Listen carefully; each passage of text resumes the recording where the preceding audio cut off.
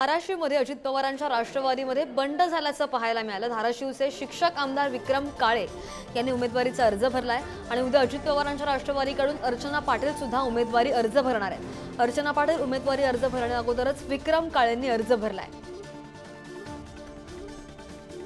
महत्त्वाची अपडेट धाराशिवमधून आपण पाहतोय। धाराशिवमध्ये अजित पवारांच्या राष्ट्रवादीमध्ये बंड झाल्याचं पाहायला मिळतंय। धाराशिवचे शिक्षक आमदार विक्रम काळेंनी उमेदवारीचा अर्ज भरलाय। अधिकची माहिती घेऊयात आमचे प्रतिनिधी कैलास चौधरी आपल्या सोबत आहेत। कैलास, नेमकं काय घडतंय आणि उद्या अजित पवारांच्या राष्ट्रवादीकडून अर्चना पाटील सुद्धा उमेदवारी अर्ज भरणार आहेत आणि त्यातच ही अपडेट। श्रद्धा, आज आमदार विक्रम काळे जे शिक्षक आमदार आहेत ते लोकसभेसाठी धाराशिवच्या लोकसभेसाठी इच्छुक होते।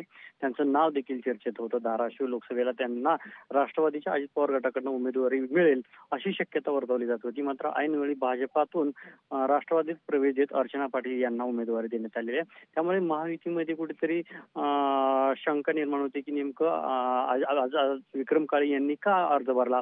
त्याचबरोबर जे महायुतीमधले शिंदे गटातले जे माजी खासदार आहेत प्राध्यापक रवींद्र गायकवाड यांनी देखील उमेदवारीचा अर्ज विकत घेतला होता। त्यामुळे महायुतीमध्ये नेमकं काय सुरू आहे असा देखील प्रश्न उपस्थित होते।